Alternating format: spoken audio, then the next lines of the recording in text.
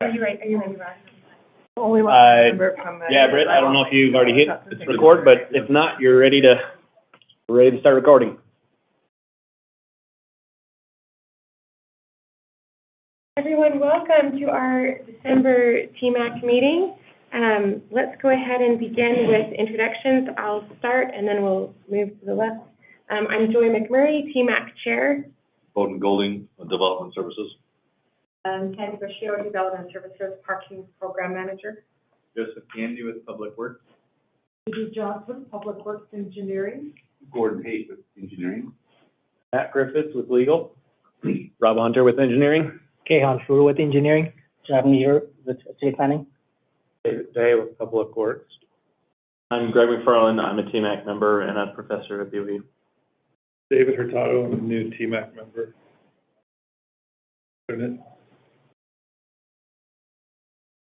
I'm Clancy Black, TMAC member. Lisa Jensen, TMAC member. I'm a representative from the Planning Commission. Jeff McLaughlin, TMAC member. Thank you.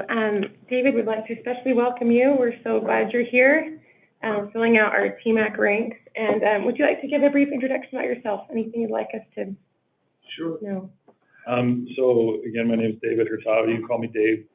I own a business here in Provo called the Scooter Lounge. We relocated from Orem. We've been in business 20 years, but we've been in Provo for, I think, 6. At 5th and 3rd, right? Yeah, 5th West and 3rd South. And I live in the Edgemont neighborhood. I've lived in Provo for over 40 years. Lived here when I was 6. So glad to be here. I bike, I drive, I ride motorcycle type scooters, and I look forward to getting to know everybody and seeing if I can add anything to this equation. Somebody have a lot of expertise to add for discussion. Okay, then let's move on to item 3, approving the minutes from last month's meeting. I would like to make a motion to approve them. I'll second it. Okay, let's have our vote. All in favor? Aye. Okay, thank you. Great, yes, thanks. Okay, then we are really grateful today to have Kehan and Matt do some training for us. I remember when I was first started TMAC 3 years ago, they gave a great training for us, and I thought with all of our new members, it would be helpful. There are legal things that we need to be aware of to make sure we do a good job. So we would like to turn the time over to you. This should be relatively painless. I think. So this Open and Public Meetings Act is something where I believe all city boards, commissions, committees have to get this training, or are supposed to get this training once a year. So the state created a handy little, handy little course where we can basically watch a short video, take a short quiz, and be done. So we all just pay attention during the video, then we'll pass the quiz. I was in the quiz last time. I don't know about this. Yeah, you missed a lot of. Yeah, Yeah, sorry, back to school. So this is just the introduction. Sounds Open and Public Meetings Act. This is satisfy the requirement as long as the deciding officer of your governing body designates it as sufficient. Mayor does. So once we complete it, we get on a certificate. We can print one out for the board. Do yourselves a board or a committee right now. It's committee. Sounds good. We need to be able to hear audio. Do we? Well, we have Rob. Rob here. Yeah. I was thinking about this and tried to put on work.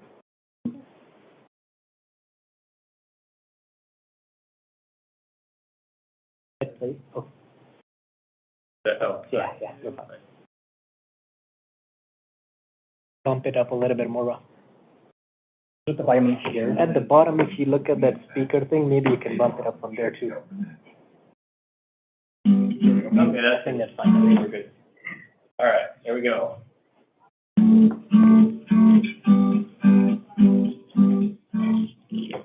So what is the Open and Public Meetings Act? It's the state law that ensures government actions and deliberations are openly conducted. Before we continue, keep in mind that this video is an overview, and exceptions may exist based on your entity types. We focus on local government, not state requirements. When in doubt, read the law and consult with your legal counsel. So what's considered an open and public meeting? It's when a public body quorum, also known as a simple majority, meets to discuss or act upon government business. It includes the meetings sometimes referred to as workshops or executive sessions. Regular meetings, public hearings, electronic meetings, and emergency meetings are all open and public meetings.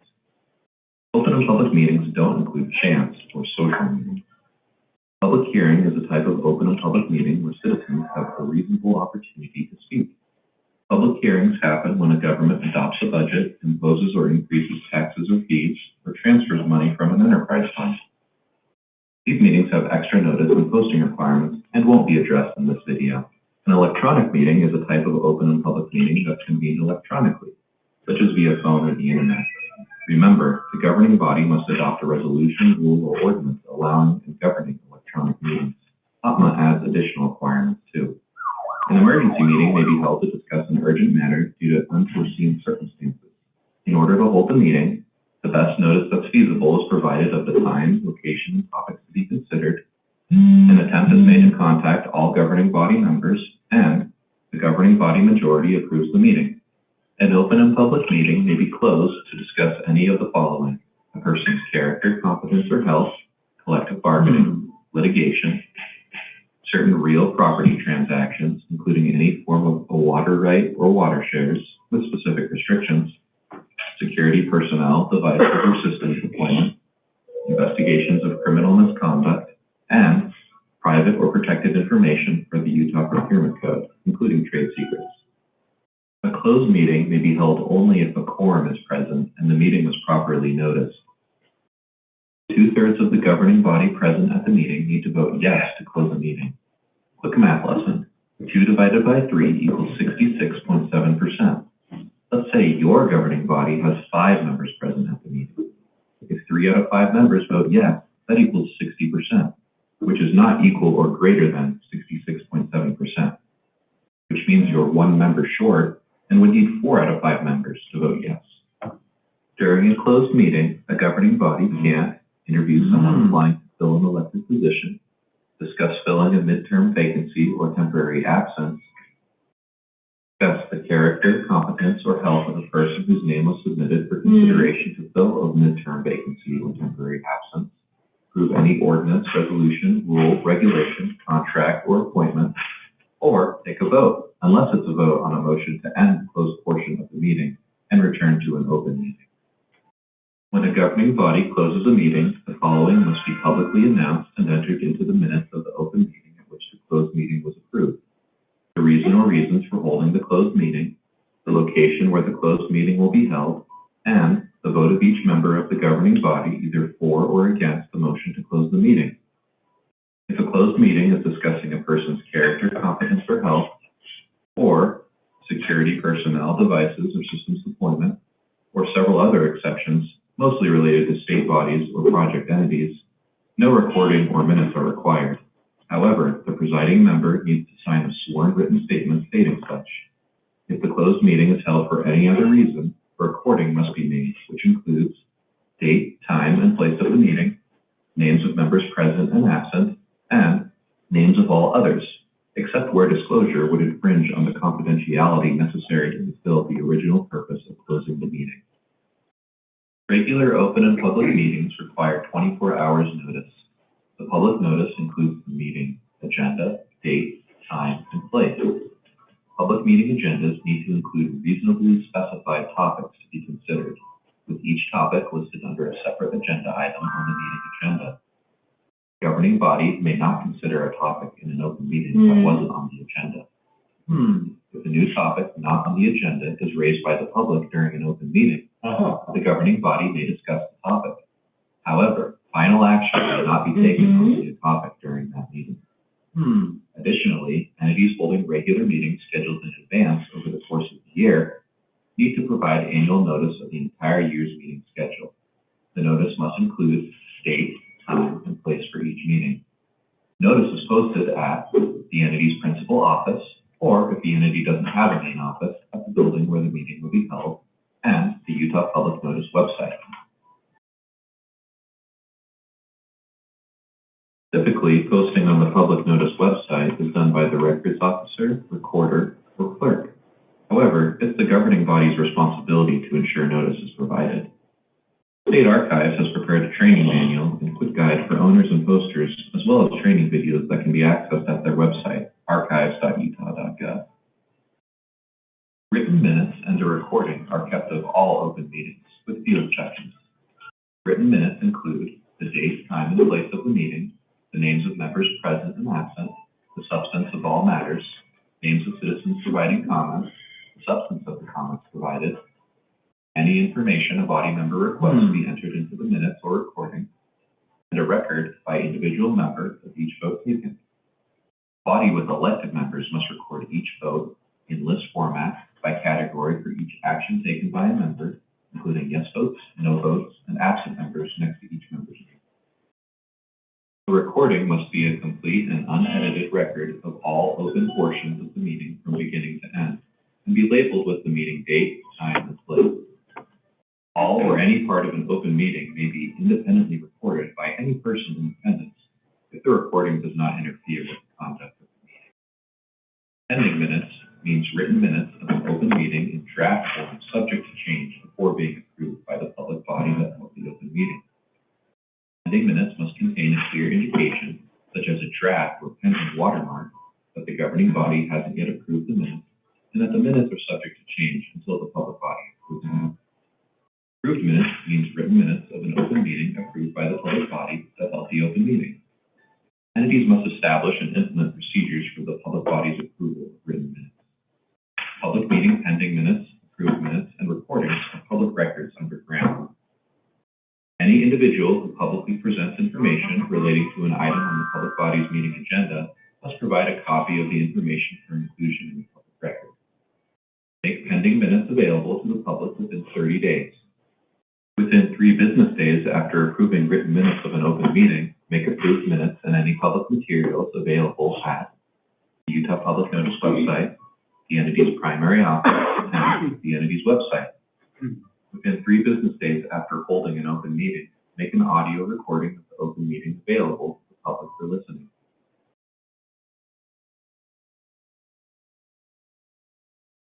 And all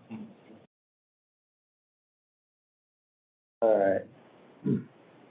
Ready for the quiz? 5 questions. True or false? The governing body may not take any vote during closed meeting unless it's a vote to end the closed portion of the meeting and return to an open meeting. True. True. 2, true or false? The governing body is required to provide citizens a reasonable opportunity to speak during a public hearing.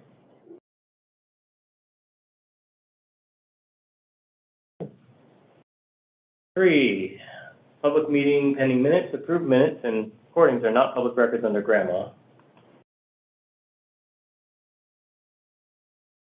Yeah, they are public. All right, number 4, within 3 business days after approving written minutes of an open meeting, make approved minutes and any public materials available at website, entity's primary office, and the entity's website.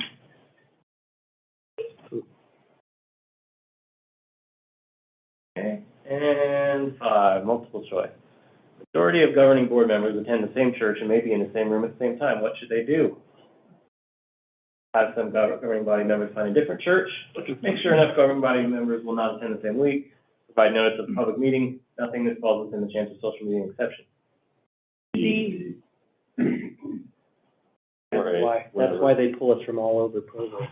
Makes sense. All right. I think we got 100%. Good job. Not.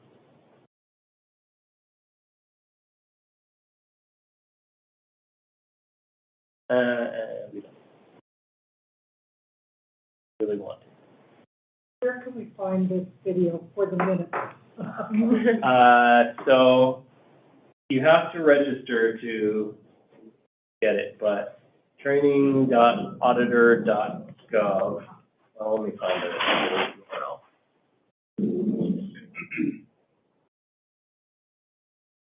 Log out.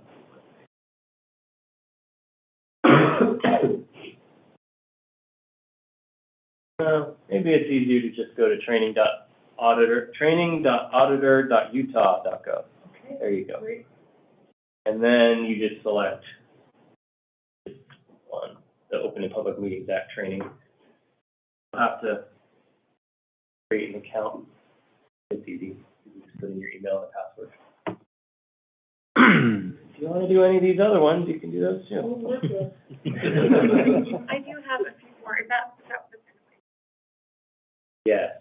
I have a few more trainings I wanted to discuss based on my training I received before.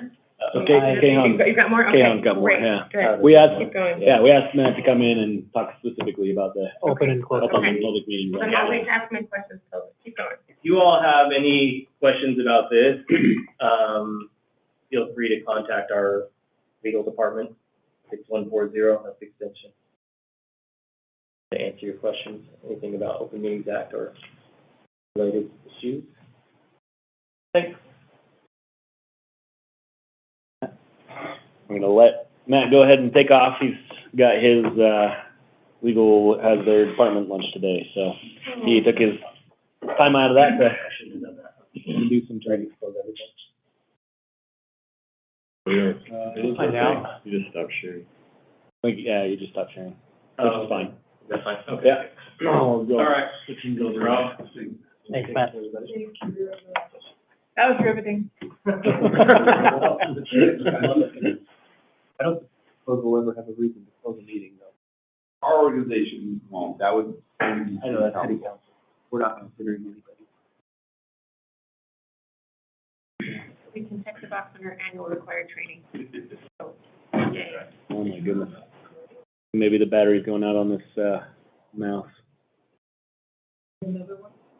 Well, depends on if it wants to keep disappearing on me every time I get close to something. Here we go. Almost there. It's also grieving your departure. Yeah, Rob. Is it over? Perfect, thank you.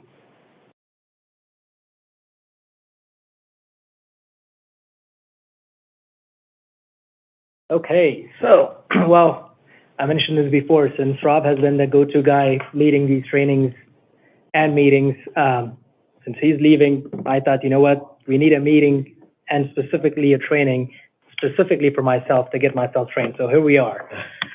So TMAC, it is created by city code. It is an appointment body, mainly appointment by the mayor. There's a consent by council. The committee is consisted of total 7 members, 5 members from each district, and then 2 members at large or alternates. Their main agenda or their main goal is to give recommendations. TMAC is not an elected body. It does not, it's not a final policy maker, and it does not represent the constituency. What are some of the powers and duties? So again, they make recommendations mainly related to general plan, transportation master plan, major and local street plans, and any other planning document that is related to transportation or impact transportation in any way.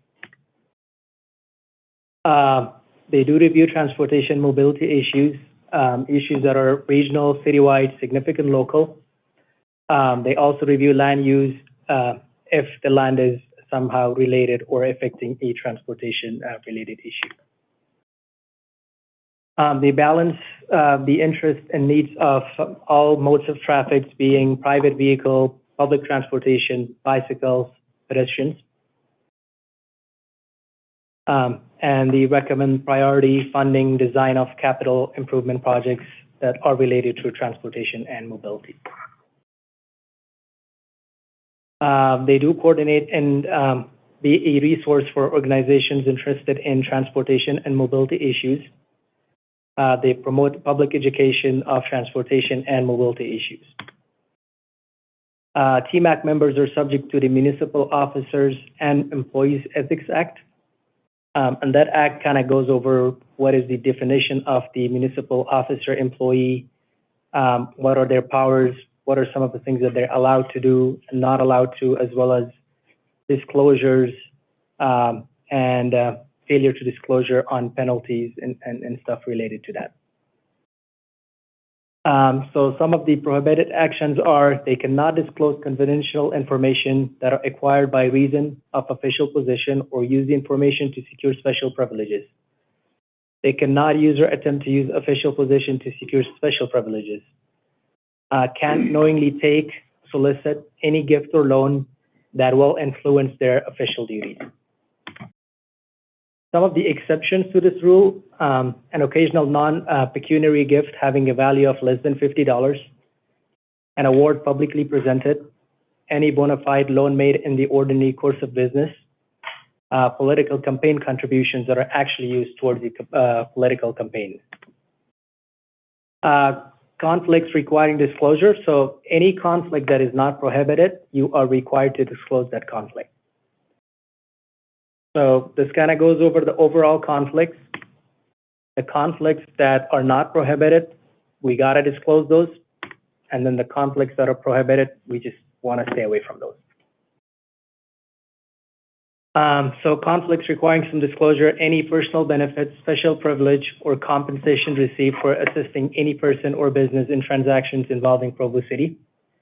Being the officer, director, agent, employee, or the owner of at least 10% or more of a business entity regulated by Provo City.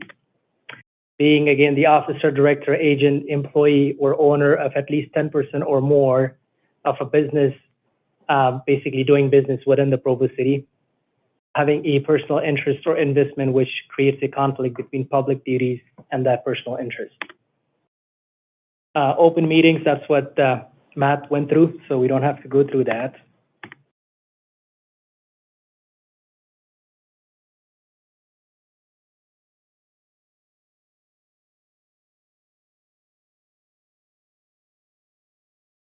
Go back. Sure, That yeah. was actually important. Okay, Let's talk so about it. yeah, so ex-party communications, public discussion should not happen in public.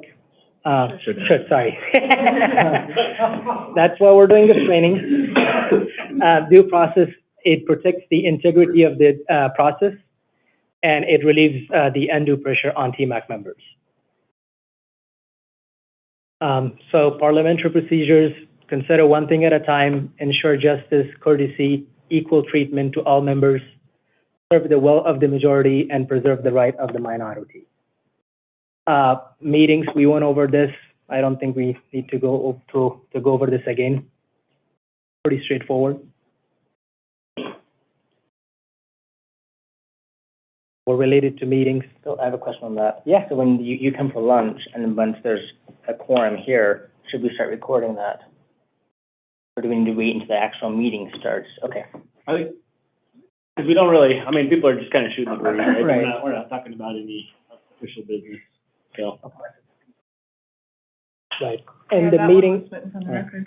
so the recorded portion is for the meeting, and the meeting cannot be started up until the chair speaks. So from the moment that the chair speaks, introduction, that's where the meeting has to start recording.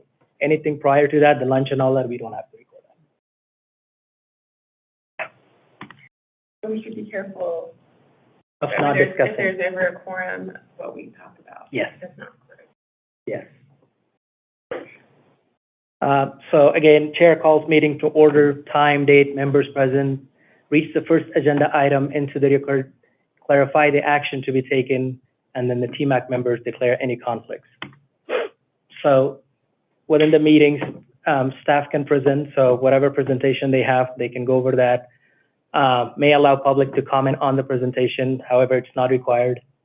Close the presentation, get public comment on it. TMAC can discuss whatever was basically covered in the presentation. They can discuss the topics within that or the agenda within that presentation. and they can ask any clarification and questions related to whatever was presented.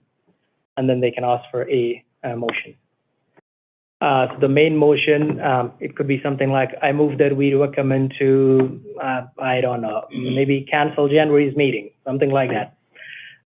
It does require a second, and then the chair basically restates the motion, and that's when they basically declare that whatever was decided. Chair opens the debate. Motion maker goes first and last. Discussion should be orderly and fair. Each member is invited to speak. The general rule of thumb is for basically a member to speak twice, but not until everyone had a chance to speak. Chair calls the question and then vote on the main motion.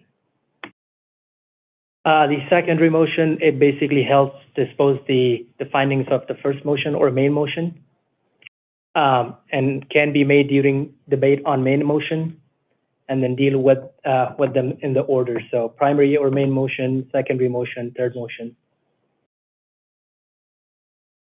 Again, it kind of goes over that. For secondary motion, you still want to kind of reiterate what was the main motion, and then primary amendment, motion to continue. Fairness. So for anyone that is basically not interested or doesn't know anything about that topic, if that person is within the room and he or she listens to the process, and if he or she believes that everyone within the group or within the room was treated fairly according to the law, then that is fair. And if that person doesn't believe that somebody was or everybody was not treated fairly, then that mainly means that yes, everybody was not treated fairly. I believe that's it. Yep. Thank you. You bet. Questions, comments? We loosely follow Robert's rules. Does TMAC ask if they had any particular conditions or rules that they followed? Better than that? We have, and the occasions when we have a specific vote or even a debate have been fairly limited. Usually it's a presentation and we're commenting like, discussing. Providing input. But when we were actually approving the official transportation master plan 3 years ago, and when I remember a couple of issues that were really sensitive that we had a debate, actual debate on. I think it was even before you were here.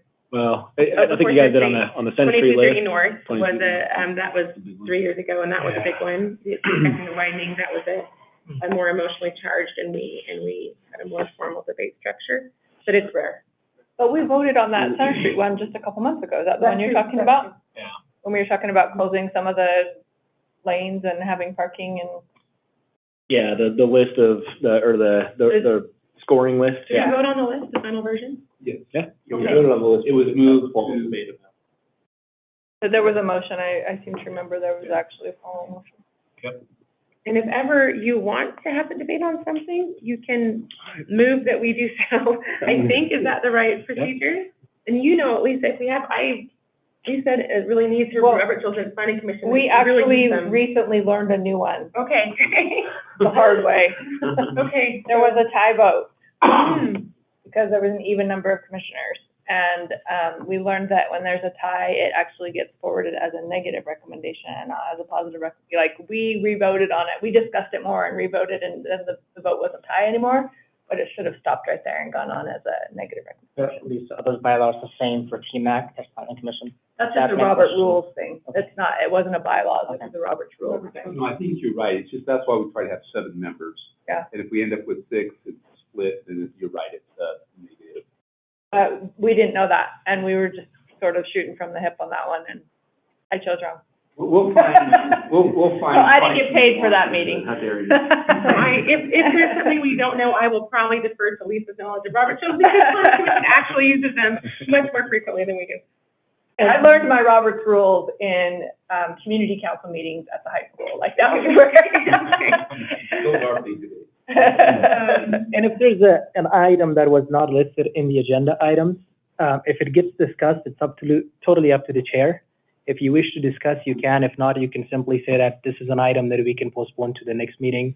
By then, everybody kind of has an idea what should they be talking about, and maybe do a little bit of research and all that, so everybody's kind of prepared and they can take care of it from there. the training seems to indicate we can discuss something, but no votes on it No until votes, a future exactly. event. So we might even want to forward. But it also keep gives you it. the right to say, we're not even gonna discuss We'll it. just discuss it, okay. And one last thing I want to just comment on is if you have emails or text messages that connect to this, they can be grammable. So just be conscientious if we send you emails and give you information and somebody wants to grandma it, it can open up a can of worms. They go after it. So You said they can be grammable. Yes. Okay, I thought you said can't, and I thought that's. no, can. Okay. Anything you get from Any written communication can be, whether we It has to text do with it to the- you Yeah. or email it to you. So some people have specific phones that are just for government purposes. Other people that commingle. But I don't know, there's a huge risk of that, but I just want you to be clear that that can be grandma'd. So don't put anything in an email that you wouldn't be willing to see in the newspaper. Right. Right? And we're trying to send you things of just agendas and things. So things you should get from us are master plans, Yes. Yeah. draft master plans, draft lists. how does that work with phone conversations and, like in-person? Those If are I ask a grammable. clarifying question of Rob, for example, of a procedure, that's just a conversation. Yeah, any conversation you have is non-grammable unless somebody takes a minute, writes it down, becomes official record. Okay. We do draft drawings or draft plans, those are not grammable. They have to be final versions, final studies. Yeah. So we're allowed to do draft things without those being grammable, but once they are official records in our office or we archive them, then they're grammable. And so for you, if we send you an email or a text, or if you send comments to each other about TMAC, those can be discovered. The three people that are looking for them, ever. Well, History of TMAC. And I'm glad that we're careful, and I'm glad that those public records are available. So sorry, one more thing on that, just like Gordon mentioned, so anything that's discussed in the meeting, TMAC related, is grammable, as well as TMAC members. So anything related to members can be requested and it is grammable. The TMAC meeting agendas and TMAC members are okay to be grammared. So a request can come to get any information related to TMAC member or TMAC meeting. There's obviously going to be a limit on that information. Correct. So TMAC meeting related for that specific member. Yeah. So they can't like say, what are this person's No, investments not or first, no. No, their it's, business interests? or yeah, anything like it's basically, who are you, what's your contact information, because that's public, right? Once you Yes. remember to come up. Anything that's public. if you Along ask those for it, lines, can somebody so- contact us because they found our contact information on Grandma and ask us questions? And if they do we just say, I'm not allowed to talk about it? You can talk to them about it, but you don't have to. So you now are able to be, you have to be a public person. So like on the planning commission, you don't want to have developers reaching out to you because that can There's a conflict of interest. right? conflict of interest. So you can, but we have to display you publicly that we have to show that we have picked people from the 5 districts. We have our appropriate at-large, the way they're supposed to be, and then we have to show that we formally have an alternate so that when he comes in and votes, we have to show that because this has to be approved in open meeting with the mayor at the city council and you're voted on. So all through the process, you're public. But they don't have a right to talk to you. They do probably have a right to contact you. So my advice to you, if they want to talk to you, is you set up a time in this meeting for them to come do a public presentation. So if they have an issue, whatever it is, and there are a lot of issues, say what would be best is why don't you present it and then don't talk to Rob. Talk to Kahan or Judy, and we can actually talk to you. Talk to Rob. We can put it on the agenda. So talk to Joyce, and she can tell us what she'd like on the agenda, and we can have a specific person do a presentation to tell us something And we can limit it, so sometimes it's good to go to 2 to 3 minutes, but, my advice is let them present here. It takes all the responsibility off of you Yes. as an individual. And the problem with you, when you're at home, this will be shocking to some people. You're not thinking about TMAC, you have other things on your mind, and you may not gather your thoughts effectively to really address the issue that you're, now that may not apply to all of you, but maybe none of you, so. But it isn't against the rules for them to contact us. Okay. You're probably, I had an experience recently where instead of a letter going to everybody on the planning commission, I started getting emails just sent to me as the planning commission chair, and I thought that was a complete violation of rules, but I should have just responded and I said, this understand. only went to me, not to everybody, so I'm going to forward it to the secretary and blah, blah, if blah. they're stalking you, that's different. But Yeah, no, it was just, I think it was just a last minute, we want to make sure our public comment is heard. They should give it to staff. Yeah.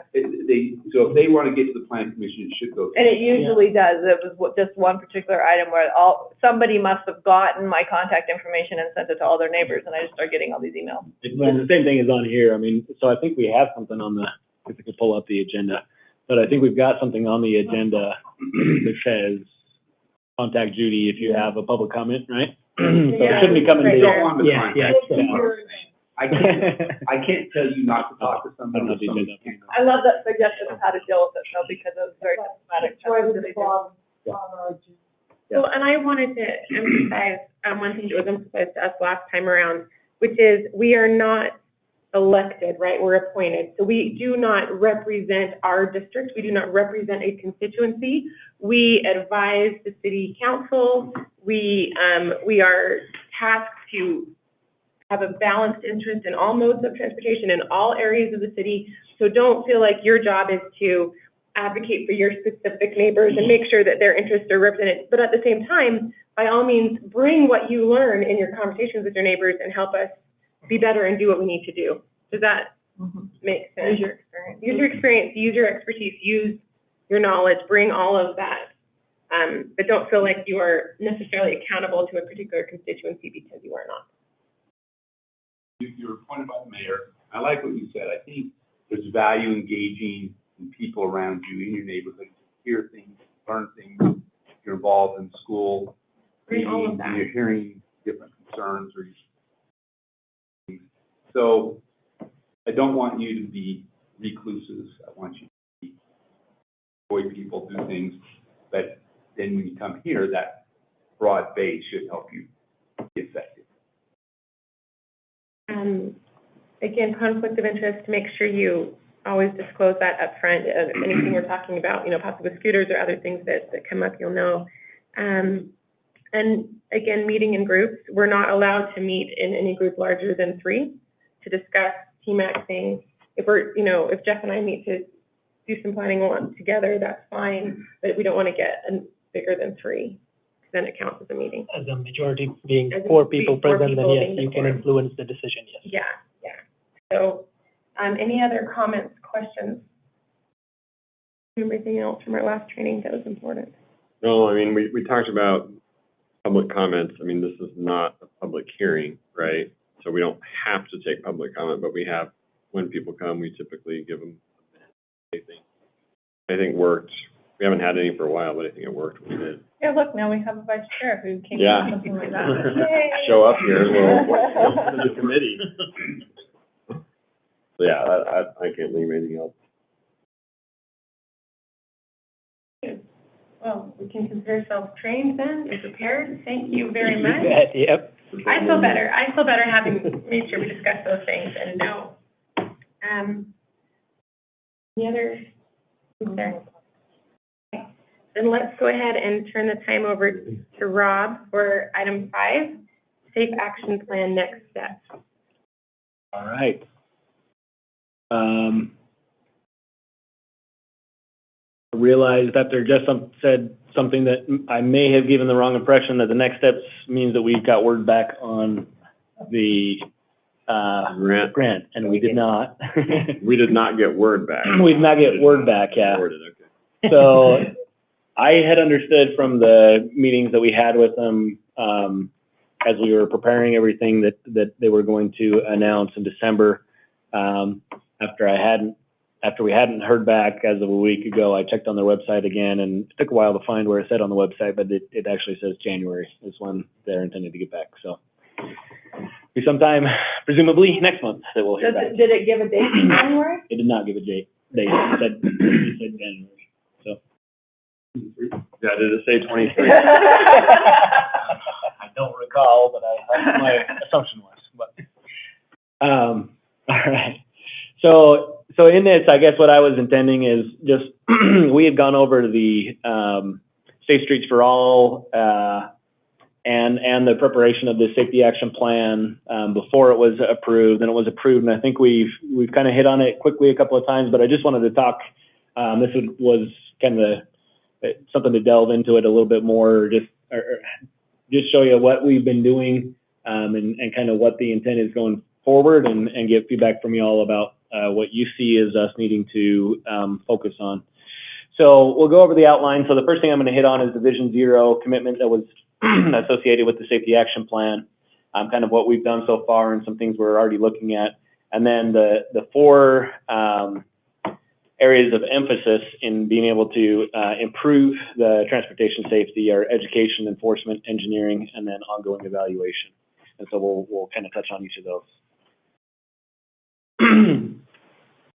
So page 1 of the safety action plan is the commitment that we will implement proven strategies to reduce fatal and serious injury crashes in the city by 50% by 2040. And then as we evaluate where we are going forward, the end goal the thought is to continue to update this goal to where the end goal is to eliminate all fatal and serious injury traffic crashes within Provo City. So to show you where we're at right now, in the safety action plan, it looks at the last 10 years, not including this year, since we're only about a little over halfway through when we were doing it. We had 43 fatal crashes between 2012 and 2021. And there were 357 serious injury crashes within that same period. And so there's a couple of different ways that different places or different entities have kind of compared crashes as you're looking at the how you're going to, I guess, what you're counting in terms of reduction in crashes. One is to do it by population, and another common way to do it is to look at the total number of miles traveled.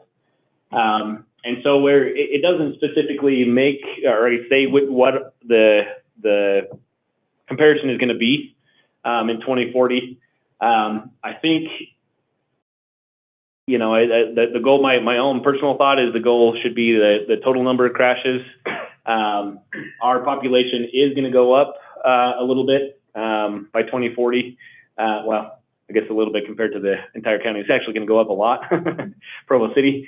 I think it's projected we're at about 112 now, and I think it's projected to be like 150 by 2040. But when you look at the overall county, and that's almost going to double in that same time period, or maybe it's by 2050, it doesn't look that big. But anyways, you could do it by the, like I said, by the population, the rate, you know, per year by population. But the other thing to account for also is that even though our own population is going to go up a little bit, we'll need to take into account how much travel there actually is happening in Provo City, because Provo City is projected to stay, well, at least the Provo City, you know, especially, but also kind of the Provo-Orem area overall is supposed to maintain the bulk of the heavy employment in the county, even though most of the population growth is happening outside of the Provo-Orem area. So Rob, this says reduce the number of crashes. Right. Are you implying that when we evaluate this plan, we might use something other than the number of crashes? Well, I'm saying my personal thought was to say, yes, let's try to reduce the number of crashes. I think it should be number of crashes and not crashes per 100,000 or crashes per 100 million vehicle miles. Okay. Because we can already assume that the 43 and the 357 had those things factored into them as well, because they weren't necessarily Provo residents who caused them or were involved in them. And how many of them occurred on I-15 or the roads that Provo has really no jurisdiction over? A lot. But we Feel like it will do work out a lot. coordinate So a that lot will with make you. it a harder benchmark to achieve if you don't tie it to the population increases, because then you're really trying to reduce more than 50%. And I But think if the that's, goal is zero, like, there's no, yeah, zero over any there's only one way to denominator. measure that. Yeah. I personally think the harder goal is what we should be doing. It would be nice if the statistics were broken down into what roads they happened on, so that we would know if any of the measures that we were implementing with our plan were actually. We'll get to that in the evaluation, Okay. yep. It's exactly right. Comment, I-15 took out of the equation, so we are not taking credit for any of the accidents on I-15. At least there's a big chunk. So we did include all of the UDOT, all the state-owned, So we do. streets. Yeah. Yeah, so University Avenue, University Parkway, Geneva, Center Street, you know. We're taking those. We're taking on all of those. There's really not a whole lot of influence that we as a city have on what's happening on I-15 itself. We're even looking at, as they come off of the interchanges, what can we do with the interchanges, right? But somebody that's just going through Provo on I-15, we don't really have a say. Greg, I would just want to point out, I agree with you, the zero is the goal, but I think you have to acknowledge if our population is going up by 20% in the next 15 years, if you still want to reduce those total number by 50%, you're really aiming for a higher percentage than 50. Which is okay. In terms of the rate, right? In terms of, like, you're actually making it, I mean, it's going to make it more difficult to make, if we say, okay, 2040, how did we do? Are we down 50%? Well, we're down 40%, but our population increased by 25%, so where does that actually put us? I'm just saying, you're opening it for, it's actually a higher standard if you don't account for population changes. No, I don't think that's true. Well, We can get to that. just to give an example, because I'm involved with the Yeah. state measuring these for UDOT. UDOT's crash rates have all been in steady decline for years, but we're going to end this year with 100 more fatalities than we had, I think, 6 years ago. And the rate is still going down. So, like, rates are not a good way to measure this, because we can look at that and say we're doing great, but We're still fatalities killing too are many up. people. Yeah, Fatalities are up 50%, even though our rate is You still. can double the amount of traffic and have fewer crashes per vehicle driven, but still see an increase in the number of crashes. So, So Joy, to your point, yes, you could consider it a greater reduction than just 50%, but I think the only way to measure is the number. the actual number. Yeah. And the reason why I was thinking about that too, the other thing to account for is that, there's a lot of ways that it, you know, projections are that vehicle use or vehicle rates is not going to go down. But there's other ways you could look at it to where it could potentially go down. And so if part of the reason of us reducing the number of crashes is because more people are using transit, more people are using bikes, and so there's less vehicle miles traveled, you don't want that to come out as a negative, you know, Because because that really is reducing. that was a means to an actually- end, yeah, even though the right. numbers would be That different. is one of the ways to look and say you are making the street safer, even where if you compare it to vehicle usage, it's not, you know, even though that is a common thing, that if you're making big strides in reducing the number of vehicles, you don't want to necessarily compare it to that, because part of what you're doing is reducing the number of lane miles traveled, you know, vehicle miles traveled per year. So are you proposing we go with straight numbers and not amend the language? my thought in terms of the way that we worded it was, I mean, so just to say on there, yeah, to reduce fatal and serious injury crashes by 50%. We didn't tie it to, I mean, we just said that because I was looking at it and saying, yeah, we should probably just look at the number, period, There's something and try to reduce it.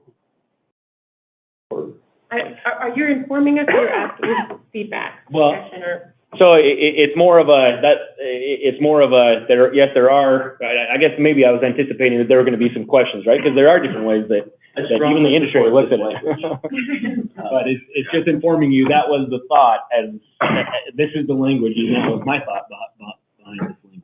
This has already been approved, right? Yeah. It is. This is a done deal, we're not Now we're amending it. implementing. Right. We just wanna We're make just sure we're all- discussing it. Yeah. Okay. Right. And I just wanted to point out that that's gonna be different, like how you measure it will matter and implies different things. We're talking about people's lives, there doesn't seem to be any good reason to water the language down. I mean, if we fall short of the goal, it doesn't change the fact that we're striving for a high objective instead of, let's aim lower right now. That doesn't make any sense. Right, yeah. Which if we're talking about adjusting for population growth and things, that just kind of waters it down. So I'm in favor of the language. And you guys did vote for that language, by the way. Yeah, we already voted for it, we approved. And city council and the planning commission all approved it. Can I make just a 30-second spiel on the language surrounding traffic crashes? We need to be, part of the job of the TMAC is to educate the public and make recommendations. There is no traffic crash that is an accident. Insurance companies use the language accidents to absolve the people that they're refunding or paying for of any guilt or blame and describe it or whatever. In the context of traffic safety, everything is a crash. There are no accidents in these documents or in the things we talk about here. And if you look, I'm hoping that I didn't accidentally leave one in there, but it shouldn't say accident. It should say crash in every. I have a question about this. And does a fatal crash or serious injury crash, are they only getting measured as something that involves an automobile, or would this be like a pedestrian, bicycle one? Includes all of them. Anything. Anything in the back car. So this is an the, automobile. But it has to, Motor that's what I'm vehicle. saying, it can't be a bike hitting a pedestrian or something like that. It also excludes a train hitting a pedestrian. Those are not counted. Not counted. But it does. Which is kind of in our purview a little bit, if we're talking about pedestrian safety. So this really focused on automobiles, either another automobile, pedestrian, or a bike. But always at least one Same automobile. place. Right. Or an automobile hitting inanimate No, objects. internal combustion We're going engine. on. So. But when we're talking about fatalities or injuries, that would not be a number that we'd be looking at. yeah. So a vehicle was involved, but the fatality could have been a pedestrian or a cyclist. Okay. We don't distinguish that. My question was more if an automobile wasn't involved and it was one of the other modes of transportation, if that was a number. Do you have any bikes killing pedestrians? It could be a serious injury crash. It could be, We it could had be. some The serious. more Bikes hitting common, bikes. the more common thing you'll hear about that's excluded is a train hitting a pedestrian. That is not in these numbers Yeah, we because there's don't- no motor vehicle.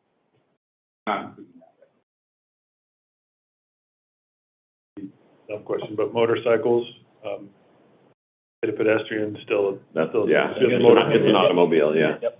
We can, Where does it, like, because we get into gray areas with, say, an e-bike or an electric scooter. Yeah, no one knows. No No one knows yet. No, you'll see this as part of my. Nobody knows The yet. things sold at your house, probably yes, but things sold at the bike. The whole country's trying to figure that out. So there's some things in here where when I talk about what is the next step, it's the next step of things that we need to consider as opposed to the next step, I have an answer for you, here's what we're doing in the next step. It's more of like, here's some things we need to consider moving forward. And E-rides is one of them. So some things that we have already started on, we've talked about this in I think just last meeting, right? We're redoing the Canyon Road and University Avenue intersection. This is a pedestrian bridge is what we put in for the grant this cycle, and we'll know presumably next month, January 2023, whether we got that or not. So that'll have I should not have touched that mouse. I jumped a lot. So that'll have pedestrian crossings at all four intersections. We'll be adding sidewalk along, Canyon Road where right now it is not. It'll tee up the intersection, it'll take away that, free right that really is a danger, for pedestrians right now. It'll make things a lot safer. Should help with, pedestrian, bicycle, automobile, crashes, all the above. And everybody understands those blue lines.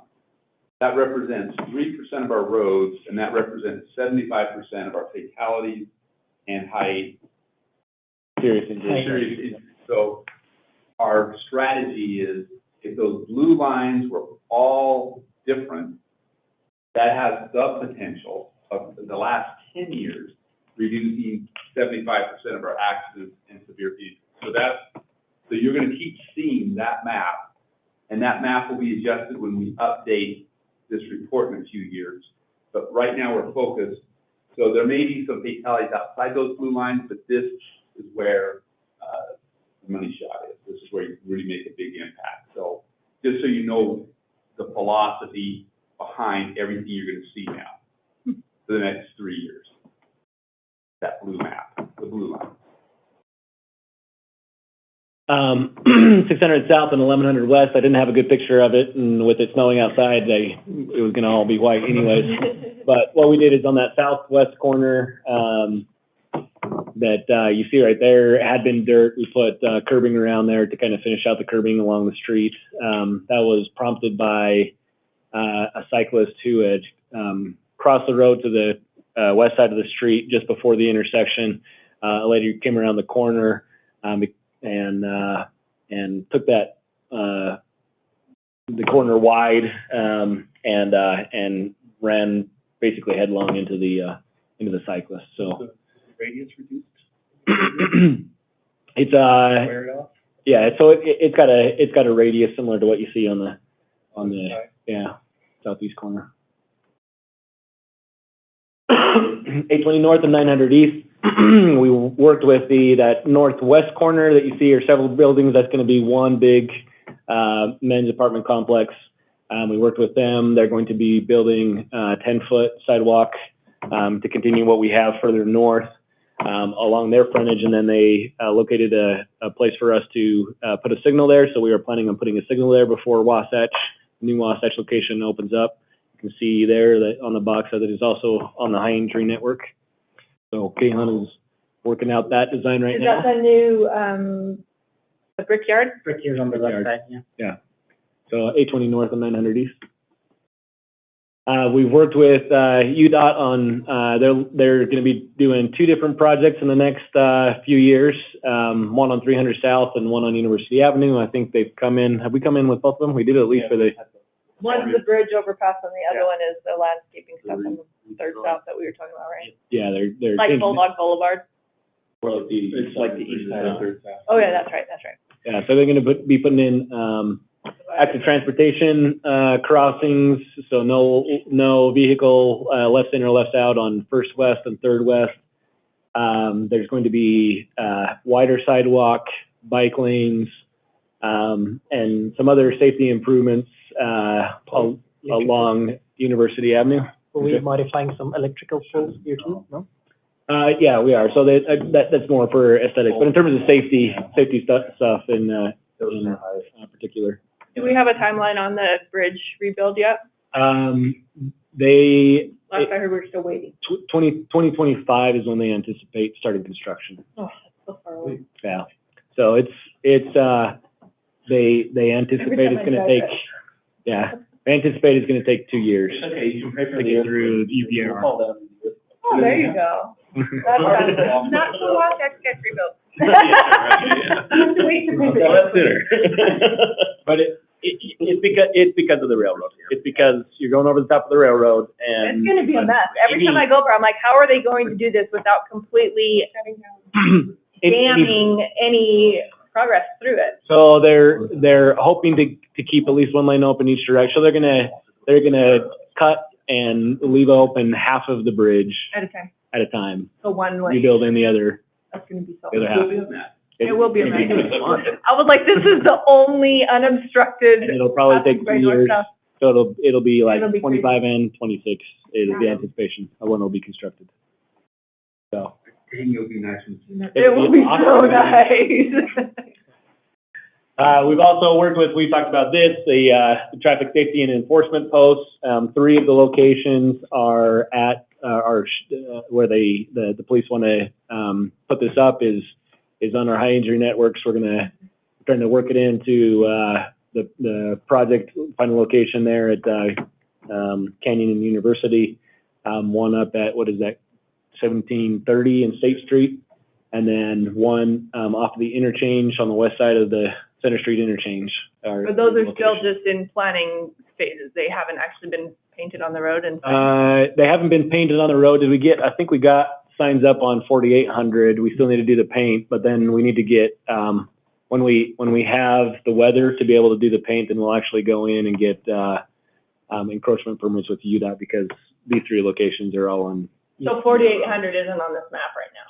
4800 is not, I didn't put it on here because it's not on our high injury network, but 3 of the locations that the police had identified where they'd like to do more enforcement, have these enforcement zones. 3 of them are on our high injury network. So is the 4800 one at the bottom of the hill coming down from Orem? Exactly. I was speeding. Something in general that the plan calls out, it's not anything, brand new, but we have changed our standards. So you'll see more roundabouts, and you'll see these, the bulb outs that reduce the pedestrian crossings at local streets. You'll see that in all of the new developments. And then we have been, as funding has allowed, we have been redoing intersections. Obviously, there's a lot of existing intersections in the city, and so we got to chip away at that, slowly as funding allows. But that's kind of an overall plan for the entire city. And then 2 locations that we're looking at, we should be able to say, I guess, have it finalized and be able to say hopefully soon what we're doing. But we're looking at 550 West, which is on our high injury network, and then we are also looking at. We've asked UDOT to look at the intersection of 300 South and State Street, where it, goes into that, where it starts into the 45. 700 East. 700 East, yep. So you have a couple of things. It's clarifying whether you can or can't turn right. The right on red? Right on red. So they're looking at that. To go 50 yards in order to get to it. Yeah. I go through it all the time, yeah. So there's issues with that, and then as a cyclist, if you're trying to continue down 3rd South, there's no good way to do it. Yeah. As a cyclist, I will go out of my way to avoid that intersection. Yeah. So they're looking at both of those issues and seeing if they can come up with a What's solution. 550? Where's the 550 Where 2230 turns into, the neighborhood Walmart, 2230 turns into 550 West, which is an enormous intersection. Very high speed. Yeah. Always have cross section. It's the double. Or or Chev, It's the UDX stuff. So the It's got a lot of 2 lanes, 2230 2 different directions, lots of different time signals, crosswalks. driveways coming off right there. There's a lot of students that live south of them there that go over to the UBX station. There's a lot of conflict. People jaywalking because they're about to miss their bus. So I don't know that we're going to solve every issue, but there is a particular issue that we're trying to resolve. Like I said, we got to. I got that one. So that's what we have been working on, had already been working on, and continue to work on as in these first few months after the safety action plan has been approved. But we also need to start looking at different things that we can do in education. So any feedback, this is especially. Rob, sorry, can you go back one slide? Yeah. The 300 South, with that right on red for westbound oddity, there's also the people facing east wanting to turn left on the 700 East to head north. They will jump in front of the through traffic because through traffic. Because they've got a big gap. 400 Yeah. meters. Yeah. But if there's heads walking, many times I've seen people almost get hit that way. Yeah. But they can put in logic that if there's a head call, they won't give them a green the arrow. yellow arrow to the eastbound. Yeah, they'll keep it red Yeah, until. they'll keep a red for that Or left something. until the pedestrians are established. Does that make sense? Yeah. Yeah, Anyway, there's sign things. Keep that in That's mind something when you get. If you could pass that on. Suggest that Doug. So just one other thing noting about this graphic, is there a lot of roads with a lot of long spaces between signals. Yeah. And that does a couple things. First, it encourages jaywalking so that people don't have to walk a mile and a half to get to the other side of the street. And it keeps keeps motorists from feeling that they need to keep their eyes on the road, because there might be a stoplight coming up. Because they've got a long speed. Because they've got a long speedway, 3 miles before the next stoplight, they've got plenty of time to check their text messages, right? Yeah, and so like I'm wondering, are there thoughts? I know you've said that you already don't have budget to install all the traffic signals you have warrants for. So let's talk about this in the future. So That's fine. what I mean by that is, starting January 1st, the government's going to open up another $1 billion. And so what we're going to look at is, what did they award last year?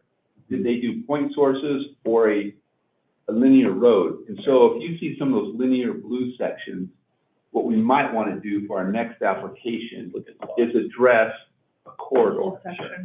And we want to see if that's what they do. So if that's what we're going to do, we'll have to go in pretty quick order, because again, our application is going to be due by the end of the year.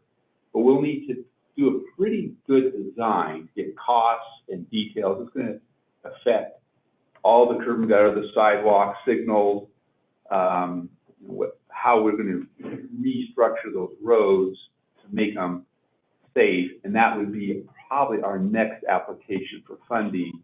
If we just don't get funding, we'll still have a really good plan of how to make that road safe, and we can bite it off in pieces. So I don't think it's ever lost design, but I think it's something that we want to try to attack if that's the kind of money they're giving out with that. So I don't know if that answered your question. No, I think it is. I think just an understanding, though, that like high-speed roads with lots of space between signals are inherently dangerous.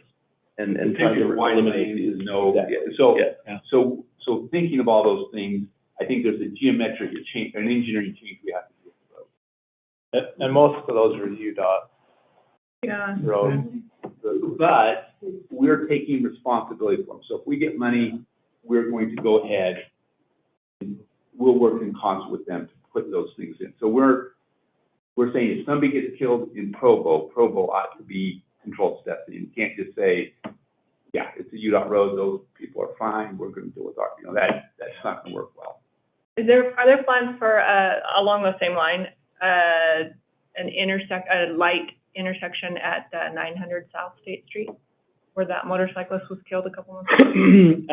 UDOT is taking a look at that right now. In fact, that's something that you want to follow up with Brian about. People making left going south or north are both directions. That's a huge consequence. They had a consultant look at it, and it does not meet. Not enough trips.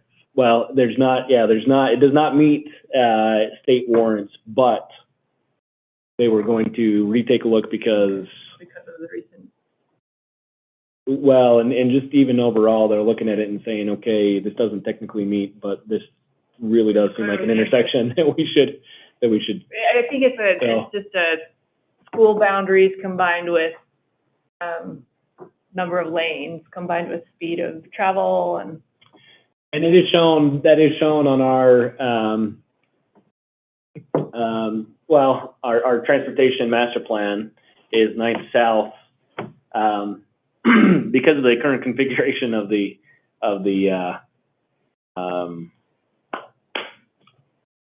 oh goodness. The mind is going blank. Where you bury people? Cemetery. There we go. Man, Rob's really checking out. He hasn't packed his box yet. He's thinking about it. Cemetery. That is. That was I awesome. don't know where you bury people, Rob. Car wash. I did grow up in Vegas. So.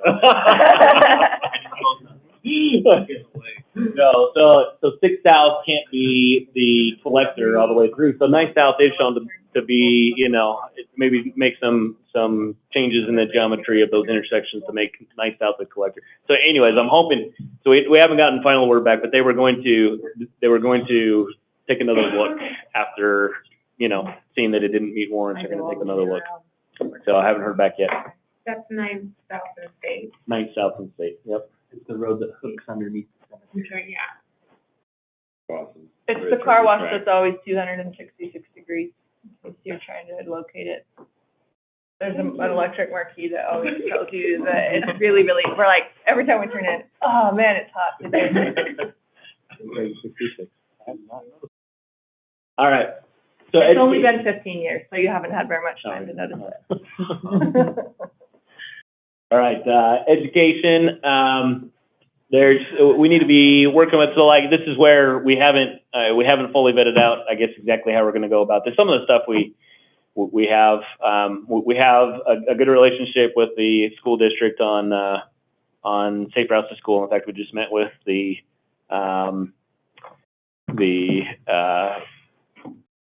vice principal, yeah, the vice superintendent, assistant superintendent, there we go.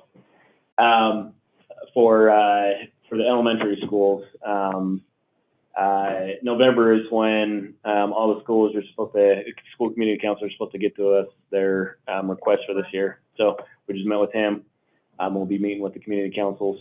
But in the safety action plan, it also suggests talking to maybe some education for BYU and UVU students. It tends to be that age group that does get in a lot of crashes. And then we could look at partnering with other kind of specialized partners, AARP, Bike Walk, Bike Utah, to do different safety-related outreach or education.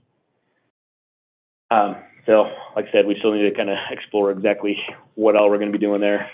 What go would ahead. you want? What would you want the students to know? What would you tell them? Students Have your and phone. Yes. you're talking about elementary school students. You're talking about school district or the BYU? Students, or college students that you said are in a lot of accidents. Well, I think one thing that could help, and it's the same thing with maybe Bike Walk getting some education out there, and I think it's one of those where their members know, but I still see it a lot, is there is a lot of people who go the wrong way when they're using anything other than a car. If they're on a bike, they're on the wrong side of the road. If they're on a scooter, they're on the wrong side of the road. Or they're on a scooter going 20 miles an hour on a 5-foot sidewalk, which you don't want them to do either. Yeah. So it's a lot of that kind of stuff of, if you're going to operate this, then do it the right way, and everybody is a lot safer. I would say there's at least 50% of the time that I see cyclists, they're on the wrong side of the road, riding against arrows that we have placed, trying to tell them, besides that you're supposed to stay on the right side of the road, we have arrows pointing which way you're supposed to be riding in. I'd say at least 50% of cyclists that I see around town are going the wrong way.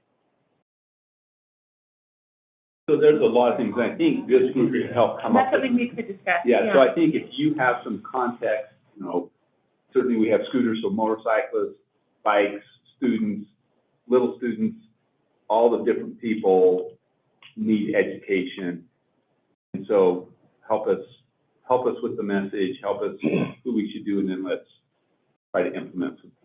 So when would that foreseeably be a useful item on an agenda? On a future agenda. Like, how far out? January, February? So here's my general thought, and this was a question to y'all, and I'm skipping a couple of slides here. So we talked about, would a yearly review, I guess internally in engineering, would a yearly review of going after the safety action plan, would that be helpful? Would doing it semi-yearly, so maybe, I don't know if June and December is the right time, but I guess what the general thought is that it could be useful to do one in the late summer, because at least for the next 4 more years, there's going to be, I think it's September is when the applications are due for for the, grant. So if we talked about it in, you know, I guess that's where I'm thinking June, maybe May or June, to say, okay, You could provide a kind of recommendation. final answer, what do we want to put in for in September? And then, but it might also help to do one at the end of the year, I guess depending on things, January. Well, it depends on what time they get back to us in January as to whether, the third Thursday is we're gonna have word back on whether we actually got that grant, and then we're talking about more specifics. So anyways, at least once a year, we should be looking at the safety action plan. Can we time that with, when you meet with somebody from the school district with the community council safety plans? To Yeah. talk about what their concerns are and match our efforts with what they've discussed? So, yeah, so we could, in fact, that could be something that you discuss in next month's meeting. Yeah. Because we have the requests Okay. for this next year.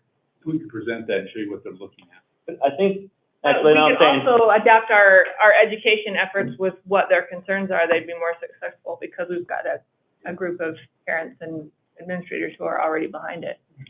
Well, and if we're talking about the education piece specifically, rather than evaluating the whole plan, a back-to-school timing, we would discuss it before that in June, July, or August, but then to make our efforts to get back to school. Right, a lot of schools have their back-to-school weeks in September, October, and spring and fall are the peak seasons for biking for students, you know, in addition to summer biking. So that would be a good time, and all the new BYU students coming in, we Yeah. could have an education piece. A That big- would make sense. Big element of that. So we'll work with you, Joyce, on a time to come back and Yeah. talk about who we Education. want to target and how we want to get them. And we can invite BYU here, UVU, district, and we can have a good discussion, and maybe that helps. And we're willing to put some effort into whatever we do. We're not going to do tally without some education. Was it Greg that said education is like 0% effective at when we were talking about the Center Street rolling? We were talking about educating. yeah, there's research on it, and these sort of outreach programs, like, They're warm and fuzzy. they're very limited in their, like, actual, like, empirical results that they deliver.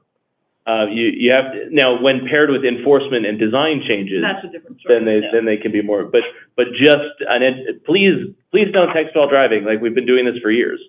And People are still hitting. people should, like, there was a very interesting study that came out in Texas this summer where they looked at the effectiveness of those, like, 200 fatalities on Utah roadways this year. And there was a really strong statistical signal that those signs increase fatalities on roadways. So yeah, I don't know. It's hard to know exactly what to do. So it's good to have your input. We're getting a lot of discussion that we need to do some education, and it may not be that. It may be, look, we're making these changes to the roads, engineering, physically. This is how you navigate them on a bike, walking to school, or a scooter. And maybe educate just scooter use. Have a helmet. But anyway, so I'm just saying, there's. Don't drive on the sidewalk, drive in the road, but don't wear a helmet because the rentals don't come with them. Okay. We'll go through those. But I do think education should be part of what we're doing, even if it makes us feel better. No, and I agree with that. I think education paired with all the other things you're doing is a good idea. If it was just, we want to reduce traffic crashes to 0, let's tell all the students to, ride their bikes the right way. It's really not going to affect anything. Then let's give them tickets for the next 4 weeks. That's right, exactly. I know we're getting short on time, Rob. So what do you most need from us, or most want to tell us then? Well, so I guess it depends on if you guys are gonna, when y'all are gonna discuss this again, but it's just to give some thought as we're going through this next year. And it would be, I guess, good to speak to what Gordon's saying.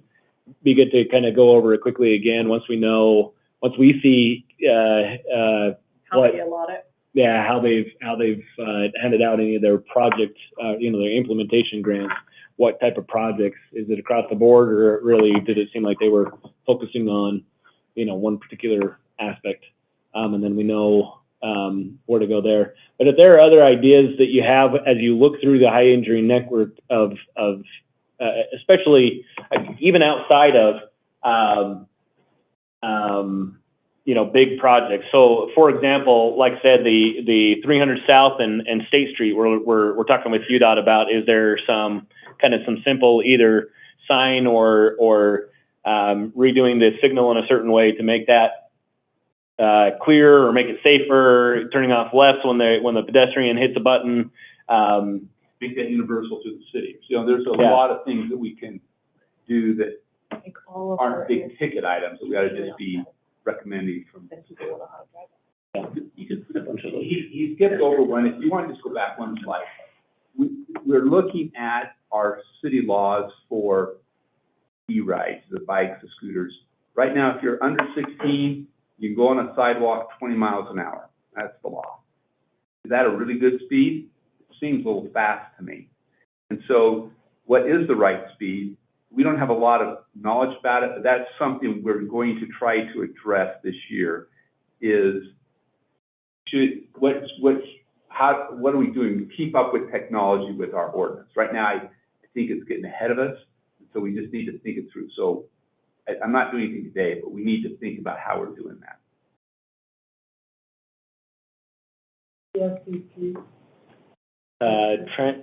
Traffic and safety enforcement post. That's what I believe we're calling these. And again, these are kind of external. We want to put these in for a year and see what people do, see how it affects things. You know, are we still running the red lights often? We put these bike intersections. Are we seeing it? You know, we want to, and if these are, let's start slapping them in places. Yeah, and that's part of what this evaluation is that, and this is our, not necessarily your responsibility. That first one is engineering responsibility, is to conduct these before and after analyses of, once we put something into place, to really make the intended effect that we want it to. Some of those things we may not know for several years, right? Because we don't have, that's one of the good things about Provo is that in terms of a rate or looking at any particular thing, that we actually do have pretty safe streets. But if our goal really is to go to zero, it's going to take it's going to take more than a few months to know did something on some of these, did it really reduce fatal and serious crashes, because we'll have to look at several years to compare it. But we'll continue, doing these analyses and they really had the effects that we wanted them to have. And if we're really moving in the direction we want to go. Are we just making changes for the changes? You said incorporate the plan into the next TMP update. When are we scheduled to do that again? The intent is to update the transportation master plan every 5 years, and so that means it was adopted in January of 2020, which means 2 years from next month is when we should be targeting to adopt a new one, which means in about a year, should be opening up the. That'll be exciting. It is really exciting. I swear that just finished last year. Okay, thanks, Rob. Any final comments, questions from anyone? Hey, Rob, will you stay? We miss you, Rob. Yep. Rob, where are you going? Mapleton. I'm going to be the Mapleton Public Works Director and City Engineer. Well, thank you, everyone. See you next month. Thanks. So before you leave, we have a little gift. And then a little lesser gift for the people that come and support the community. So A non-pecuniary gift of less than It is less than $50. This is a lot of work. Mine was less than $50. You have a little gift card to go see a movie. And then. Awesome. Thank you. Your lucky day, your first movie. Yeah, the right way. So, thank you again. And then, I think that's all the members that are here. I love your store. But we thought Rob. Oh, Rob gets Okay, Rob. There we go. We go to a movie and, As long as the movie's in Provo. as long as. Support local. If you knew me, you knew that. No, that's not a problem. That's not way too much. Yeah, the media plan. I've been told that 25 years. Yeah. Pretty much rule out anything.